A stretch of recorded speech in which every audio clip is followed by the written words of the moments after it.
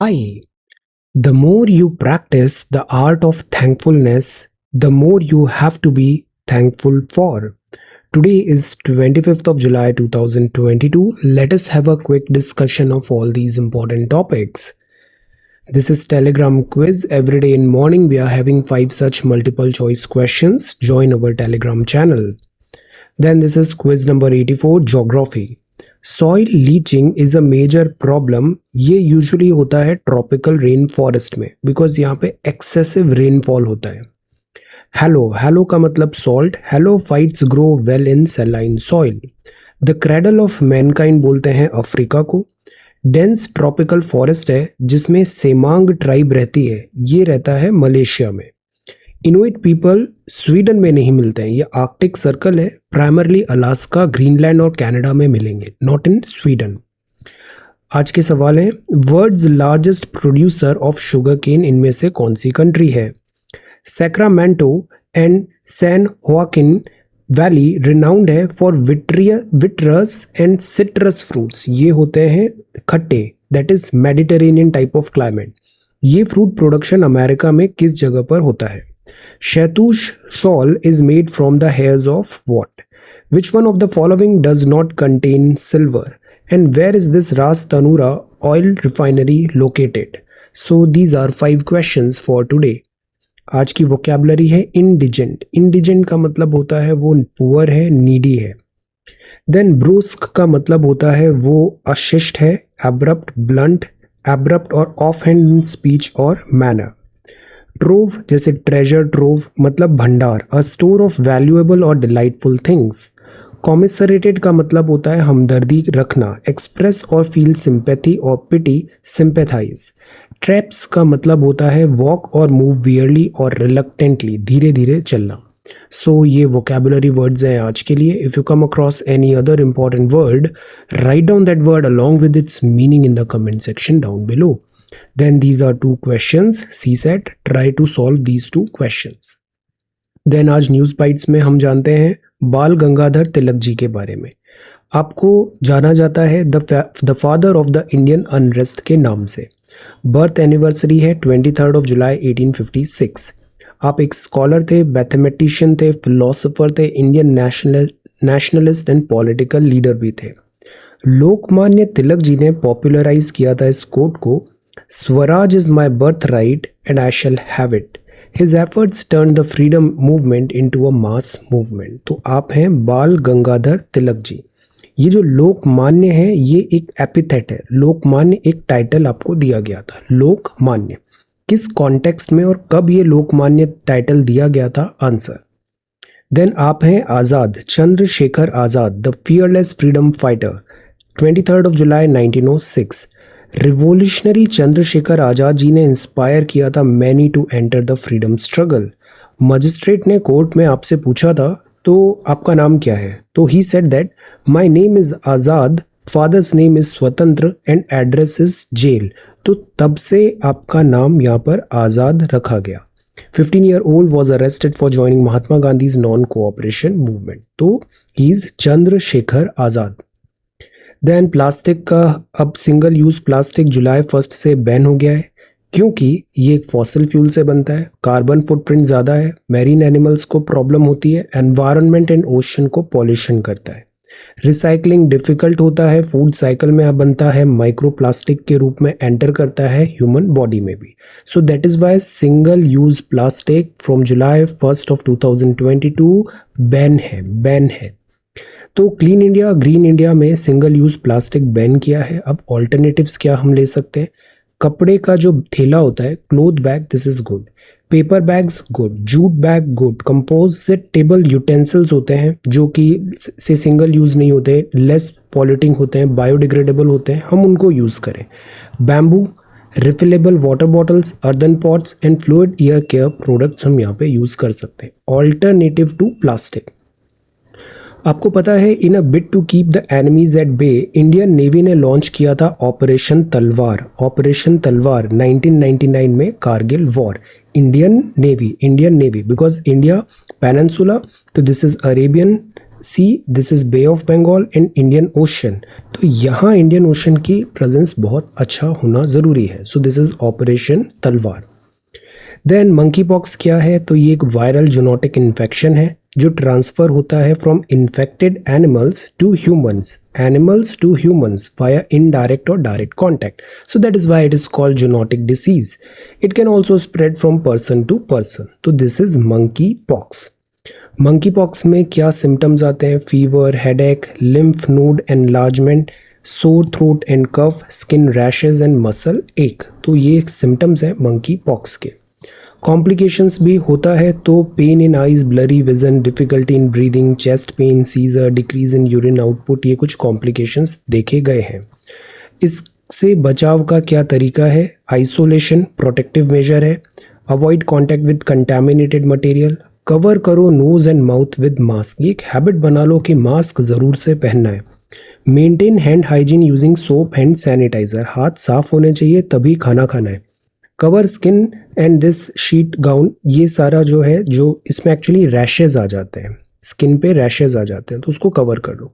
Then immediate medical intervention required होता है complicated cases में। एज सच अभी इसका कोई वैक्सीनेशन नहीं है, प्रिवेंशन करने का ज़्यादा से ज़्यादा कोशिश होना चाहिए।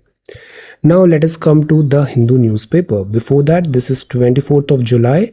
See, हम +2 साइकिल फॉलो कर रहे हैं तो इसका डिस्कशन हम कल करेंगे। आज आपके पास आज का भी टाइम है, आप इसे कल तक सबमिट करो। 26 को हम इस पे डिस्कस करेंगे और आज भी ऑफ लेते हैं आंसर राइटिंग से, पर आज प्रीलिम्स और मेंस क्लास कंटिन्यू रहेगी। ओके, मेंस क्लास में आज हम एथिक्स में ये जो चैप्टर नंबर 2 है कवर करेंगे, एटीट्यूड से रिलेटेड, एंड ये इंपॉर्टेंट है, values lessons from the lives and teachings of great leaders. तो इस तरीके से ये शुरू के 2 चैप्टर हमारे we will try to complete. Similarly prelims में जो हम पढ़ रहे हैं, प्रीलिम्स में लास्ट क्लास में हमने पढ़ा था दिस इज अबाउट इंडस्ट्रीज, इसी को आगे हम कंटिन्यू करेंगे। Okay, so this is the Hindu newspaper and your comments. So this is 24th of July and ये आपके कमेंट्स हैं। Okay, then Ram Naresh, good evening, very good. Ram Naresh ने सारे आंसर्स करेक्टली दिए हैं। आकांक्षा, वेरी गुड। कीर्ति ने भी सारे आंसर्स विद टाइम स्टैम्प दिया है यहाँ पे, this is good. C set, Bal Gangadhar Tilak ji, president of India, epidemic, pandemic and endemic, this is so good, note down this, epidemic, pandemic and endemic, very good. Rock Garden, BT Cotton, World Heritage Site, Ahmedabad and Jaipur. Salim Ali fruit bat, warm blooded का मतलब क्या होता है, और ये flightless birds हैं, very good. Penguins और kiwi, ostrich, ये flightless birds हैं, very nice. Sameer, this is really good. Then Sundar ने भी सारे आंसर्स दिए हैं। New president of India, Shalini, very nice. C, then Gayan, very good. BT cotton, bacillus thuringiensis. अब देखो अजय ने बहुत अच्छा एक शॉर्ट नोट बनाया है एमएसपी में, very good. MSP is very very important. Then Sundar, Akanksha, then Arvind थोड़ा सा टाइम दो एनसीईआरटी के लिए। आई डू नॉट वांट कि पिछले जैसा रश हो जाए फिर से। लास्ट टाइम भी बहुत जल्दबाजी में पढ़ाया था तो वो थोड़ा कॉम्प्लिकेटेड हो जाता है। आराम से पढ़ाएंगे एंड बिफोर आपका ये जो प्रीलिम्स एग्जामिनेशन है इसके पहले सारी बुक्स कंप्लीट हो जाएगी। Okay, then Nandini, Gautam and very, और ये रीबूट होगा, आई मीन जो प्रीवियस एनसीईआरटीज है उसको भी मैं फिर से पढ़ाऊंगा, ज्योग्राफी, इकोनॉमिक्स एटसेट्रा, और पुराने वीडियोस को आर्काइव कर दूंगा, तो न्यू सीरीज आएगा, उसका रीबूट होगा। Okay, now let us come to the Hindu newspaper. See, look at this beautiful picture, hurling to glory, full momentum, Olympic gold medallist Neeraj Chopra competing in men's javelin throw final during World Athletics Champion in this Oregon, USA. 88.13 metre का throw किया है। अब इस event में usually Neeraj Chopra पहले ही shot में top कर देता है, बट इस बार ऐसा नहीं हुआ। तो द आइडिया इज कि चैंपियन का मतलब ये नहीं होता है, जो कंडीशंस थी वो भी डिफिकल्ट थी इस बार। चैंपियन का मतलब होता है कि वो गिव अप नहीं करता है, वो फाइट करता है और फिर परफॉर्म करता है। नो मैटर व्हाट कंडीशंस क्या है, वो अपना बेस्ट परफॉर्मेंस देता है। और इसका एक बहुत अच्छा इंटरव्यू भी आया है, simplicity, look at the simplicity. Gold medal अभी ओलंपिक्स में जीता, फर्स्ट है एथलेटिक्स में इंडिविजुअल, वर्ल्ड एथलेटिक्स चैंपियनशिप में भी कॉन्टिन्यूस अच्छा परफॉर्म किया, बट एक मैसेज बहुत अच्छा दिया है। हम ऐसा हर बार एथलीट्स पे या फिर स्पोर्ट्स पर्सन्स पे अनड्यू प्रेशर भी डालने लग जाते हैं कि हर बार ही गोल्ड लाना है, हर बार ही मेडल लाना है। तो एक बड़ा अच्छा यहाँ पे इंटरव्यू में एक स्टेटमेंट दिया है, आगे है कि athletes, sports persons, everybody try to perform their best जब वो इंडियन फ्लैग को यहाँ पे रिप्रेजेंट कर रहे हैं। बट हमें स्पोर्ट्स को स्पोर्ट्स की तरह लेना चाहिए, because there will come a day at times जहाँ पे मेडल नहीं आएगा, they will come a day, but then ये नहीं होना चाहिए कि फिर हम स्पोर्ट्स पर्सन्स को फिर we start misbehaving. So the point is hurling to glory, hurling to glory, sports को स्पोर्ट्स की तरह ही लेना चाहिए। Okay, so this is hurling to glory, और ये क्रिकेट में भी फिट बैठता है। So this is hurling to glory. Then this is राष्ट्रपति जी, former president कोविंद साहब highlights climate crisis. We must take care of our environment for the sake of our children. Day 1 से हम बात कर रहे हैं, sustainability is required, sustainability is required. We should not be very selfish.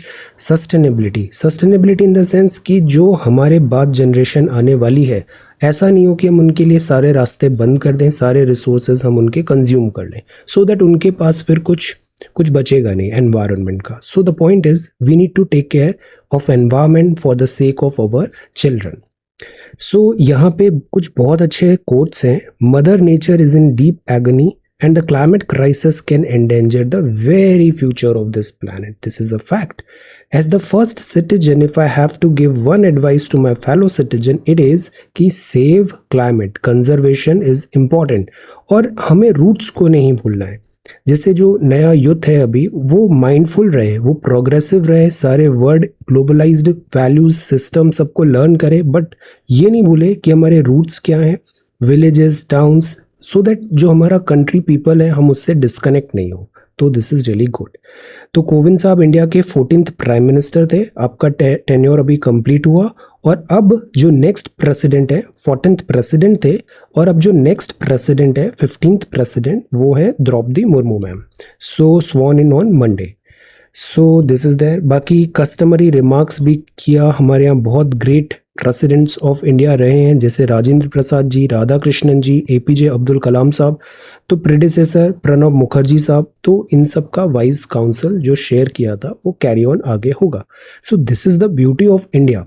India जो है ना, ये एक जो फर्स्ट पर्सन है, जैसे यहाँ लिखा ना फर्स्ट सिटीजन, इंडिया का जो हेड होता है वो कोई क्वीन ऑफ ब्रिटेन की तरह नहीं है, वहाँ पे कोई डायनेस्टी नहीं चल रही है।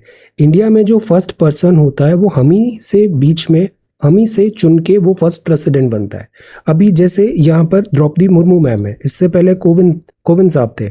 सो द पॉइंट इज कि दिस टेल्स कि इंडिया जो है वो रिपब्लिक है, इंडिया में इलेक्टेड हेड होता है, हमारा इलेक्टेड हेड होता है, तो this is a very good thing.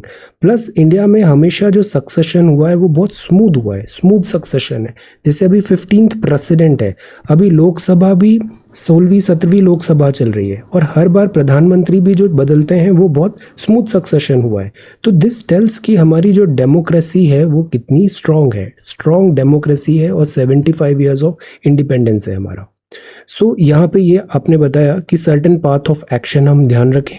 Gandhi ji का ये जो तलिस्मान है ये बहुत बहुत इंपॉर्टेंट है। अक्सर आप देखो एनसीईआरटी किताबों के पीछे ये लिखा होता है, किताबों के पीछे क्या लिखा होता है कि whenever in doubt over a course of action, कि ये करना है नहीं करना है, one need only to ask whether कि that action would help the poorest person around, क्या उससे सबका भला हो रहा है, क्या वो पुअरेस्ट पर्सन जिसको सबसे ज़्यादा रिक्वायरमेंट है उसको बेनिफिट हो रहा है।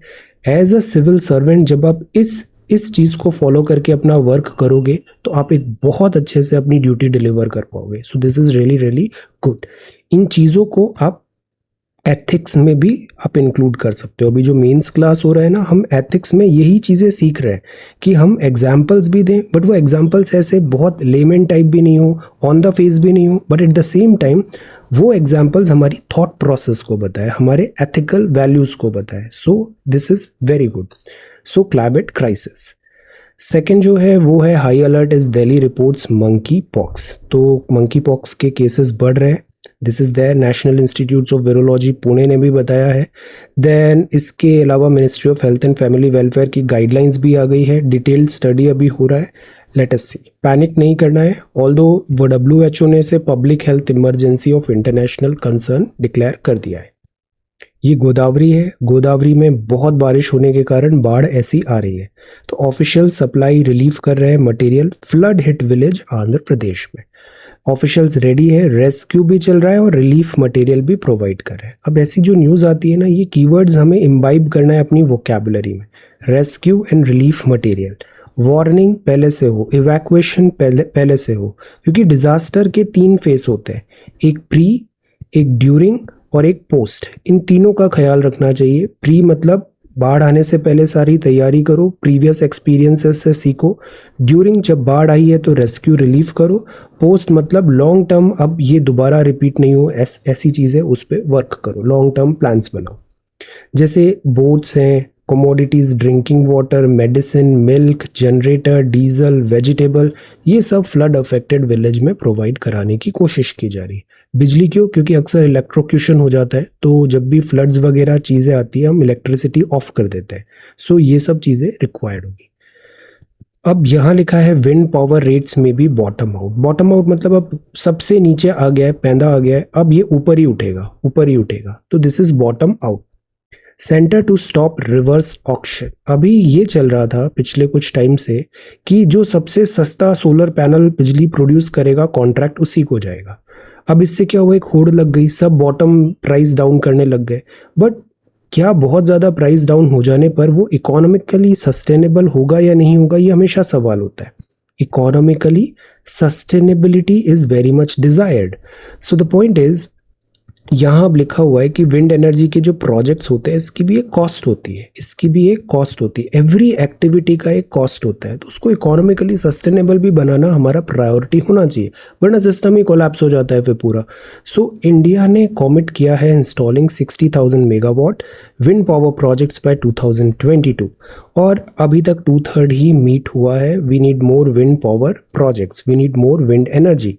इन प्रिंसिपल डिसीजन अभी लिया गया है कि ई रिवर्स ऑक्शन जो होता था उसमें ये होता था कि ऑक्शन मतलब नीलामी, जिसमें सबसे कम बोली लगी, सबसे कम टेंडर में वो रेट में प्रोवाइड करा रहा है उसको हम दे देते थे, वो प्रोजेक्ट दे देते थे। तो टैरिफ इससे आर्टिफिशियली लोवर्ड हो रहे थे और इससे अनहेल्दी कंपटीशन नज़र आया। देन गवर्नमेंट ने स्टैंस को चेंज किया है, तो रॉक बॉटम जो प्राइसेस है, इवन जो सोलर पैनल में भी है, जैसे 2.4 रुपये पर यूनिट का कॉस्ट आ रहा है, ये कम होगा। सो this is the wind powers rates में भी बॉटम आउट। अब देखो विंड पावर जो होता है, जैसे ये पवन चक्की बोलते हैं इसे हिंदी में, पवन चक्की, यहाँ प्रॉब्लम ये होता है कि इसके लिए एक बहुत बड़ा एरिया चाहिए, आपको एरिया चाहिए, और फिर इसमें सेफ्टी सिक्योरिटी मेजर्स भी लगाने पड़ते हैं आपको, तो एक कॉस्ट इंक्रीज हो जाती है इसकी। So that is why cost को दिस रिकवर करने के लिए अब ये बोला जा रहा है पावर रेट्स में bottom out. So this is the front page of the Hindu. Next is monkeypox में दिल्ली में केसेस आ रहे हैं। Nipping trouble in the bud. Now this is important. Social media, news media, cyber crimes on rise है। So ये specially ऐसे dedicated cell है social media, news channels etcetera पे monitoring के लिए। ऑनलाइन कंप्लेंट्स भी यहाँ पे हो सकती है, ये फर्स्ट रेस्पॉन्डर रहेंगे। तो there is no doubt cyber crimes on rise हैं, but at the same time we have got robust laws, we have got such dedicated police forces है यहाँ पे।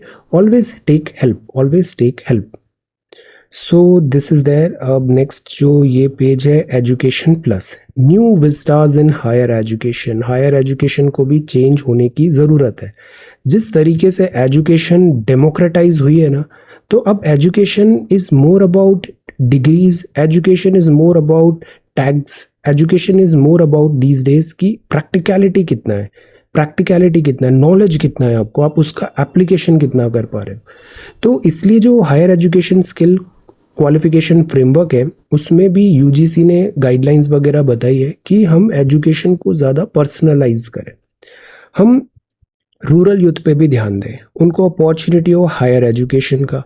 वोकेशनल ट्रेनिंग इंपॉर्टेंट कीवर्ड है, vocational training, जैसे कि हमने कुछ electric का वर्क बताया, कुछ कारपेंट्री का वर्क बताया, कुछ डिफरेंट इस तरीके से आईटी स्किल्स सिखा दिया, सॉफ्टवेयर प्रोग्रामिंग सिखाया, ताकि उसको काम मिले, ताकि वो 2 पैसे कमा पाए। तो this is called vocational training. Framework से हम यहाँ पे दे रहे हैं फीस सब्सिडाइज्ड रहेगा, एजुकेशन एक्सपेंसिव नहीं होनी चाहिए, अपॉर्चुनिटीज़ और फ्री भी नहीं होनी चाहिए। सो अपॉर्चुनिटीज़ एंड स्किल डेवलपमेंट यहाँ पे होगा। देन इसके अलावा वीकेंड क्लासेस वगैरह है, लोकल लैंग्वेजेस में पढ़ाएंगे, वर्नाक्यूलर में बेटर अंडरस्टैंडिंग होगा, कन्वेंशनल स्ट्रीम्स में उनको प्रोवाइड करेंगे, लर्निंग और स्किल डेवलपमेंट पे ज़्यादा वेटेज होगा, एप्लीकेशन पे। देन इसके अलावा ये जो सर्टिफिकेट होगा ये एक्सेप्टेबल होगा नेशनली, इंटरनेशनली, फैसिलिटेट करेंगे हायर एजुकेशन इंडिया में एंड अब्रॉड भी। तो द आइडिया इज इससे एक्सेप्टेबिलिटी बढ़ेगी in such type of certificates and courses का। तो कोर्सेज में अवेलेबिलिटी रहेगी। बाकी रेगुलर टॉक है, engineering streams, arts, humanities, social science, multidisciplinary education की बात हो रही है। ये एक नया आ रहा है, जैसे हमने एक वर्ड देखा था polymath. What is the meaning of polymath? So the idea is ऐसा नहीं हो कि वो साइंस स्टूडेंट है तो वो ह्यूमैनिटीज़ में ज़ीरो है एकदम, या फिर ह्यूमैनिटीज़ है तो उसको बेसिक साइंस में भी वो ज़ीरो है, बेसिक एप्टीट्यूड में zero. It should not be there. सो ये आइडिया रहेगा। क्रेडिट्स इसमें अब ऐसा रहेगा कि एकेडमिक बैंक बनाने की भी बात है कि अगर बीच में सपोज एजुकेशन ब्रेक होता है आप उसे बाद में कंटिन्यू भी कर पाओगे, वो आपके बैंक में कंटिन्यू रहेगा। ऐसे न्यू तरीके हैं सो दैट एजुकेशन ज़्यादा रेलेवेंट बन पाए। तो कॉम्बिनेशन भी रहेगा, in person, open, distance learning है, ऑनलाइन एजुकेशन है, हाइब्रिड ब्लेंडेड मॉडल्स भी है। एम्फेसिस अगेन कम्युनिटी एंगेजमेंट में है। जैसे आपने इंजीनियरिंग किया है बट आप जाके देखो कम्युनिटी इंजीनियरिंग, आप रूरल एरिया में जाओ, आप सिविल इंजीनियर हो, रूरल एरिया में जाओ, वहाँ पे आप रोड्स का कंडीशन देखो, ब्रिजेस कैसे बन रहे हैं उसका कंडीशन देखो, कम्युनिटी एंगेजमेंट करो वहाँ पे। तो community engagement is important, community engagement is important. आप डॉक्टरेट हो से सोशल साइंस में, बट आप जाओ कम्युनिटी में, वहाँ पे ग्राउंड लेवल पे क्या हो रहा है इंटरेक्ट करो, application part. Environment, education, value based education होना बहुत ज़रूरी है, should be driven by strong values. Internship होना चाहिए इंडस्ट्रीज़ में, ताकि जो मिसमैच हो जाता है, इंडस्ट्री को रिक्वायरमेंट अलग है बट स्कूल कॉलेज में अलग चीज़ पढ़ा के भेजते हैं तो मिसमैच हो जाता है। इंटर्नशिप, दैट इज़ वाई अपेरेंटिसशिप भी होना चाहिए। तो ये होगा तो स्टूडेंट्स को एम्प्लॉयबिलिटी बढ़ेगी, और एम्प्लॉयबिलिटी बढ़ेगी तो ओवरऑल दिस ग्रोथ प्रॉस्पेरिटी ये बेटर होगा। सो हमें करना चाहिए new vistas in higher education. ये जो एजुकेशन टॉपिक है इसमें एक बहुत अच्छा ओपिनियन हमें रखना है। कुछ ही कल परसों इसमें एक ऐसे राइटिंग भी करते हैं हम एजुकेशन में। वाई? बिकॉज जब से कोविड-19 हुआ है एजुकेशन जो है वो प्राइम इम्पोर्टेंस का बना हुआ है। एजुकेशन में हमें सिंसियर एफर्ट्स करने चाहिए। Out of bounds, unusual or onerous bail conditions ought to have no place in judicial order. इसका मीनिंग क्या होता है बताइए? What is the meaning of this? तो द आइडिया इज जो बेल है, बेल यूके मॉडल हमने पहले पढ़ा था, इजीली मिल जाता है। अगर बहुत सीवियर क्राइम नहीं है तो बेल में कोई डिफ़िकल्टी नहीं होनी चाहिए। बेल मतलब जमानत, कि पुलिस ने आपको अरेस्ट किया बट जमानत देके छोड़ दिया कि आप पुलिस से कोऑपरेट करोगे, जब भी आपको बुलाया जाएगा आप आओगे, और जब तक केस आपके जो चल रहा है you will cooperate with the police. बिना पुलिस एंड दिस मजिस्ट्रेट की परमिशन से आप कहीं देश छोड़ के नहीं जाओगे, दिस इज कॉल्ड बेल। तो इसमें कुछ बेल होता है, जैसे कुछ पैसे रख के आप बेल ले सकते हो, जमानत ले सकते हो। तो नॉर्मल जो क्राइम्स होते हैं इसमें बेल इजी होता है, इसमें एज आप हक के रूप में ले सकते हो। बट जो हीनस क्राइम्स होते हैं उनमें जो होता है, जैसे नॉन बेलेबल ऑफेंसेस होते हैं, उसमें फिर आप एज अ राइट नहीं मांग सकते बेल, उसमें जुडिशरी के डिस्क्रिशन पे आपको बेल मिलेगा। बिकॉज एट टाइम्स बेल मिलने के बाद आप जो उसके सबूत हैं या फिर उसके जो गवाह हैं उसको टेम्पर कर सकते हो। तो the idea is bail at times discretion पे होता है, बट उस डिस्क्रिशन का क्या क्राइटेरिया होना चाहिए वो यहाँ पे इवेलुएट करने की कोशिश किया गया। It is a fairly well-established condition for grant of bail have specific objective: preventing the accused from fleeing justice, precluding any scope for tampering with evidences, influencing witnesses. तो ये जो ऑब्जेक्ट्स होते हैं ये सिक्योर करें हम। तो नॉर्मल केस में एक जो पूरा प्रोसीजर है बेल का ये ट्रांसपेरेंट हो तो बेहतर है। Courts usually bail easily provide करती है बिकॉज जेल में रखना is again a cost, jail already overburdened है। सो नॉर्मल केसेस में बेल इजीली मिल जाता है।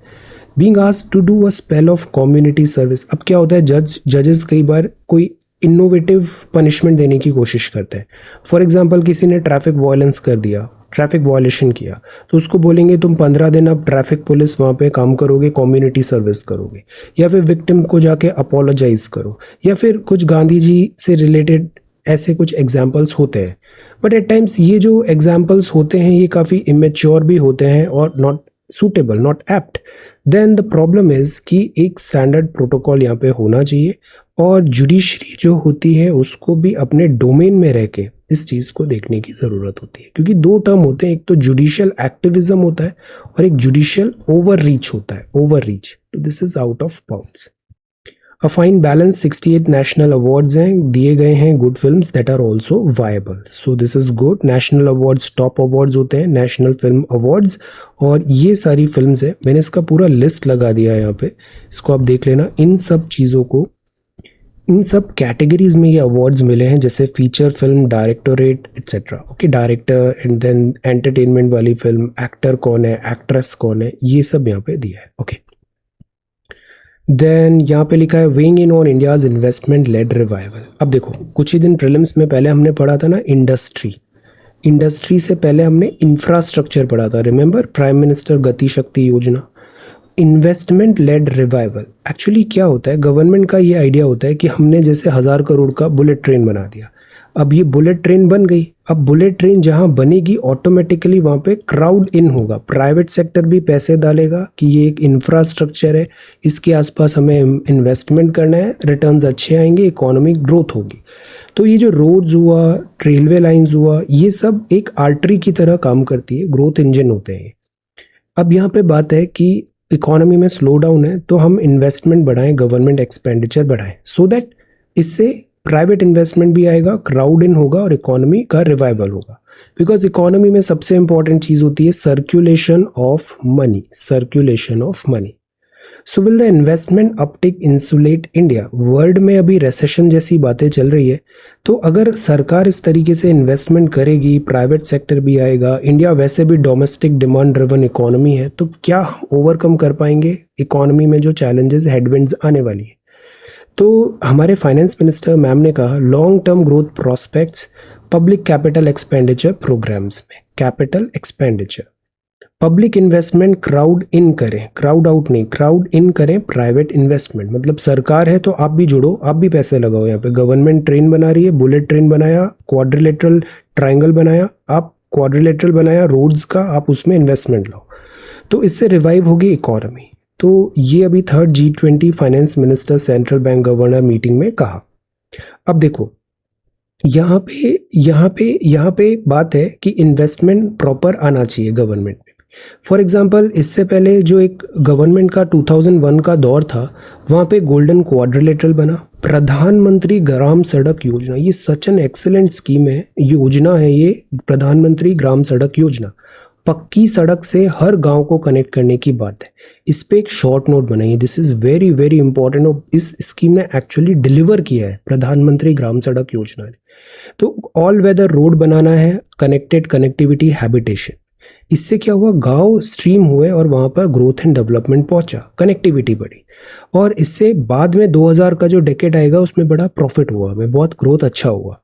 प्लस अभी जीडीपी के हिसाब से कैपिटल इन्वेस्टमेंट बढ़ना चाहिए। अगर कैपिटल इन्वेस्टमेंट कंटिन्यू नहीं रहता है तो हमारा जो बॉटम हमारा प्लेटू हो जाता है, ग्रोथ प्लेटू हो जाता है, एक लेवल के ऊपर नहीं बढ़ पाता। सो बजटरी डेफिनेशन देखें इन्वेस्टमेंट की, तो ये है financial investment which include purchase of existing financial assets, loans offer to states.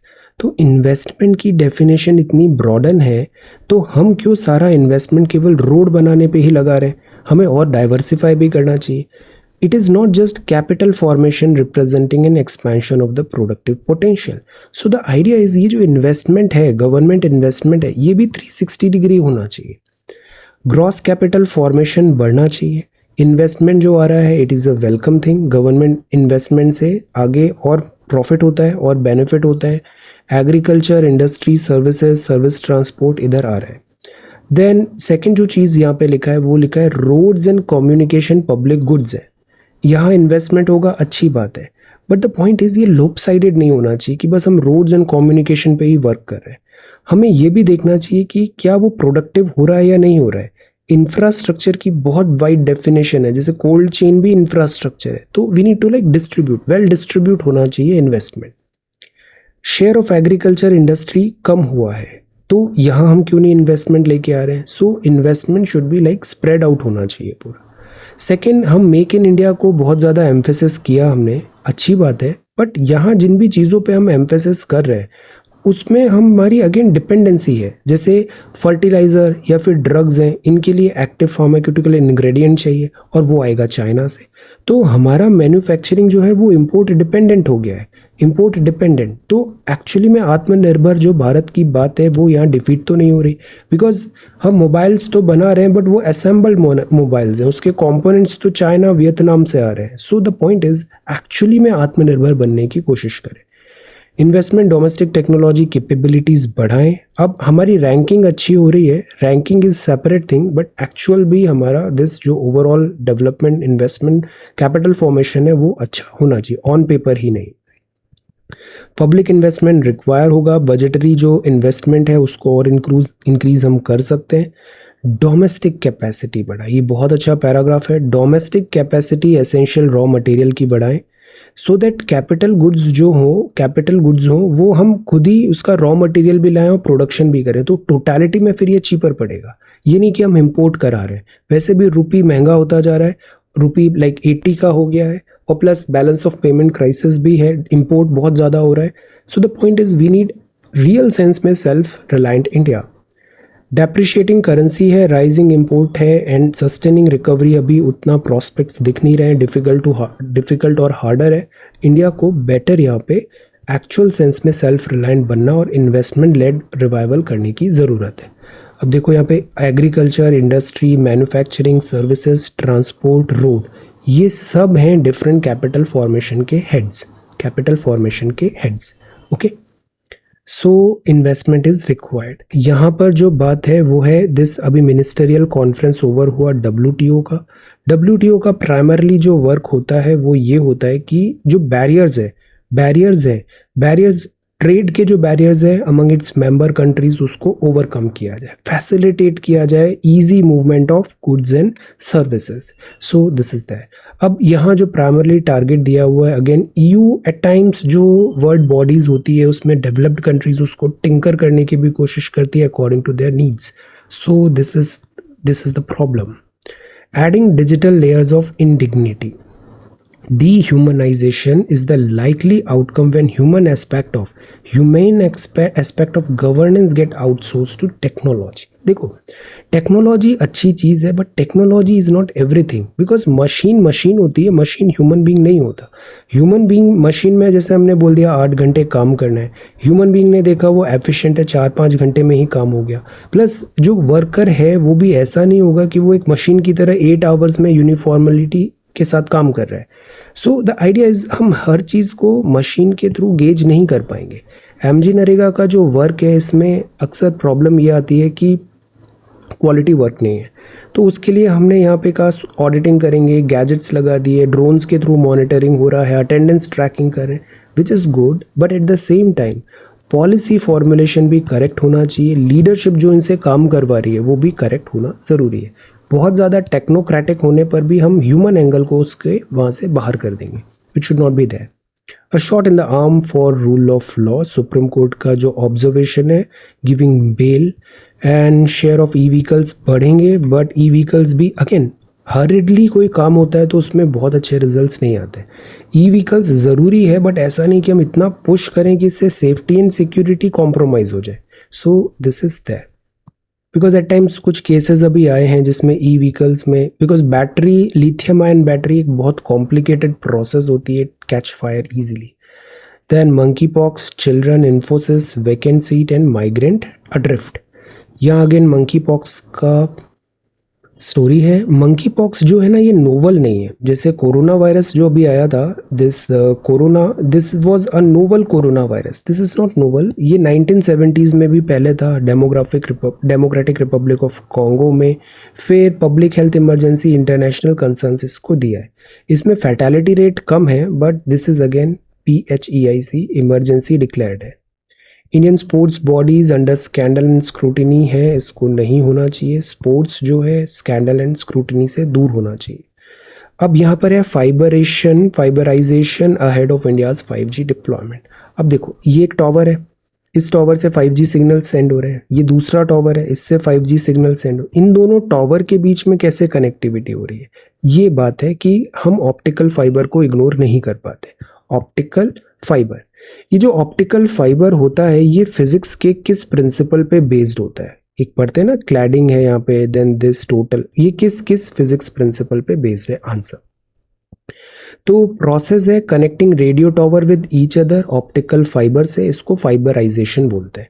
5G roll out अभी होगा, अभी ऑक्शंस भी इसके स्टार्ट हो गए, तो 5G फ्यूचर है, बहुत तेज़ी से अभी 5G आएगा। 5G में एक तो फाइबर के थ्रू भी कनेक्ट कर सकते हैं टावर्स को, बाकी सैटेलाइट्स तो है ही। सैटेलाइट्स के थ्रू अगर इंडिविजुअल कनेक्ट करें तो सैटेलाइट में हमेशा प्रॉब्लम आती है, ट्रैफिक इतना क्या हम वहाँ पे हैंडल कर पाएंगे, रिसोर्सेज लिमिटेड होते हैं जब हम स्पेस के थ्रू अपलिंक डाउनलिंक कर रहे हैं। तो लेट अस सी, जहाँ पे फिजिबल नहीं होगा वहाँ हम सैटेलाइट के थ्रू कनेक्ट करेंगे, बट मोस्टली हम फाइबर के थ्रू करेंगे, फाइबराइजेशन के थ्रू। तो इंडिया में अभी ऑक्शन होने वाला है 5G, अब आने वाले टाइम पे हम बहुत पढ़ने वाले हैं 5G के बारे में। इसमें लेटेंसी कम होती है और स्पीड बहुत ज़्यादा होती है। So this is next generation 4G के ऊपर। तो यहाँ बात है फाइबर केबल फाइबराइजेशन। अब बात यह है कि नेटवर्क जो यहाँ पर है उसको डिफ़िकल्टी क्या आ रहा है। सबसे बड़ी डिफ़िकल्टी, जैसे प्रधानमंत्री गति शक्ति योजना में भी देखा, फिर से प्लानिंग करो, फिर से डिग होती है, रोड्स बनती है, वो फिर डिग हो जाती है। डिफरेंट डिपार्टमेंट्स में हम प्लानिंग के थ्रू नहीं करते, प्लस लॉन्ग टर्म प्लानिंग नहीं करते, तो ऐसे चैलेंजेस आने लग जाते हैं। Fiber based media, commonly called optical media, provide almost infinite bandwidth and coverage, low latency, high insulation from interference. So that is why 5G के लिए necessary होगा increase the density of mobile towers to provide better coverage, और इन mobile towers को एक दूसरे से connect करना पड़ेगा. So that is why fiberization is important. Radio towers को ऑप्टिकल फाइबर से केबल से कनेक्ट करना पड़ेगा। ओके, तो इससे पूरा रिक्वायरमेंट होगा। बाकी सैटेलाइट कम्युनिकेशन ओपन रहेगा। सैटेलाइट कम्युनिकेशन में भी जिस जगह पर रिमोट एरिया है, केबल डालना मुश्किल है, वहाँ पर 5G broadband via satellite provide किया जाएगा। स्पेस बेस्ड बैकहॉल प्रोवाइड करेगा डिज़ास्टर रिलीफ में, और जो लाइक ऑन ग्राउंड जो डिफ़िकल्टीज आती हैं केबल्स एट्सेट्रा से रिलेटेड, वो स्पेस LEO में, लो अर्थ ऑर्बिट में सैटेलाइट्स होगी और वहाँ से वो थ्रो कर देगा सिग्नल्स। सो ये प्लान है, अभी इसको देखते हैं। अभी इसमें और डिटेल्स आएंगे और ज़्यादा अपडेट्स आएंगे यहाँ पे। पुट आउट का मतलब होता है, इसका डिफरेंट मीनिंग हो सकता है पुट आउट का। Like it is possible for your action to put out people as well, like Shema and her sister were put out at no being invited to this प्रेम्स party. तो this is put out, आपने बाहर कर दिया। Then distract और detract का difference क्या होता है? Detract and distract. ओके, तो जो डिट्रैक्ट का मतलब होता है take down, pull down. The addition is not particularly good in some places, but it does not in any way detract from the overall quality of the film, मतलब उससे कम नहीं है, कमतर नहीं है। The smell emanating from the mold wall certainly detracted from the beauty of the palace. उससे कम था वो, तो that is detracted. डिस्ट्रैक्शन हो रहा है मतलब आप पढ़ना चाहते हो बट आपको यूट्यूब नोटिफिकेशन आ गए और फिर 2-3 घंटे आपने एंटरटेनमेंट ये सारे वीडियोस देख लिए, तो that is distraction. Okay, so if you want to win, stay focused, do not let the rowdy spectators distract you. Focus should be like towards your goal. Okay, so you generally don't have great difficulty to do something but great difficulty in doing something, तो यहाँ पे in लगाते हैं with नहीं। okay, and difficulty in understanding, difficulty in convincing, difficult to understand the problem. all right, then firecracker किसको बोलते हैं? जो बहुत exciting है, very attractive individual full of energy, that is a firecracker। ये आज का क्विज अच्छा है। Dilip Tirkey, hockey player, first ever tribal citizen to win the Padma Shri award. बहुत एक्स्ट्रा ऑर्डिनरी हॉकी प्लेयर रहे हैं Dilip Tirkey. Lance Naik Albert Ekka, first soldier, won the Param Vir Chakra posthumously for his bravery during Indo Pakistan war of 1971 in the battle of Ganga Sagar. तो soldier, first नहीं, soldier को परमवीर चक्र मिला था, परमवीर चक्र। तो ये फौज के भी होते हैं परमवीर चक्र, यूजुअली जब बैटल हो रहा है उस टाइम पे होता है परमवीर चक्र, वॉर के टाइम पे, पीस नहीं। Environmentalist made her mark by planting 1000 trees in Karnataka, won Padma Shri in 2021। The name is Tulsi Gowda. Then Raman Magsaysay award मिला था, सिटीजन नॉर्थ ईस्ट के थे और चीफ इलेक्शन कमिश्नर थे, आपका नाम है JM लिंगदो। इलेक्टोरल रिफॉर्म्स में बहुत अच्छा काम है। देन हल्दर नाग संबलपुरी पोएट हैं, पद्मश्री मिला है आपको। लोक काभी रत्न से आप सेलिब्रेट हुए। हम्बल ओरिजिन्स है एंड दिस ऑस्टी लाइफस्टाइल आप फॉलो करते हैं। लिम्बाराम एज आर्चर हैं, वो equal the world record at the Asian archery championship इन 92। तो ये पर्सन इन न्यूज़ या जिनको पद्म अवार्ड्स मिले हैं, इंपॉर्टेंट वर्क किया है उन्होंने, इसको हमें एक आइडिया होना चाहिए। Okay, then this is Jammu and Kashmir will always be integral part of India, Infosys का number. Then this is 5G spectrum है, रिजल्ट्स आ गए। New generation should follow path of non violence, Naidu साहब ने क्या कहा, नॉन वायलेंस का पाथ हम फॉलो करें। देन लॉन्ग वॉक है, this is Kanwariya. And digital Jyot glows brighter with every tribute posted. Snow leopard का जो प्रे होता है वो Siberian ibex and blue sheep होता है। इस पे अभी स्टडी चल रही है जूलॉजिकल सर्वे ऑफ इंडिया के द्वारा। ये जो स्नो लेपर्ड है, this is again ecology, Himalayan ecology के लिए काफ़ी इंपॉर्टेंट है। ये वल्नरेबल है IUCN लिस्ट में और शेड्यूल 1 में है this Indian wild life protection act में 1972। तो दिस इज स्नो लेपर्ड। इसको माउंटेन का घोस्ट भी बोलते हैं बिकॉज इसको फाइंड करना बहुत डिफिकल्ट है। एक वर्ड होता है कैमोफ्लेज, जिसका क्या मीनिंग होता है, जैसे फौज की यूनिफॉर्म भी होती है वो कैमोफ्लेज। तो what is the meaning of camouflage? 1000 order to flee California wildfire, evacuation alert है, volcano erupts in Japan, volcano erupts in Japan. Then this is एक वर्ड है रिम ऑफ फायर, यहाँ पे बहुत वॉल्केनोज आते हैं, ये क्या है, tell. Then China launches second space station module. China बहुत अच्छा सिस्टमेटिकली वर्क कर रहा है दिस स्पेस एंड ओशन में, so this is China space station. Then Olympics champ Neeraj makes history with javelin silver, तो this is really good, very nice. So this is Neeraj Chopra and this is the Hindu newspaper. All right, so this is the Hindu. Thank you so much for watching this video. Take care, study well and be safe.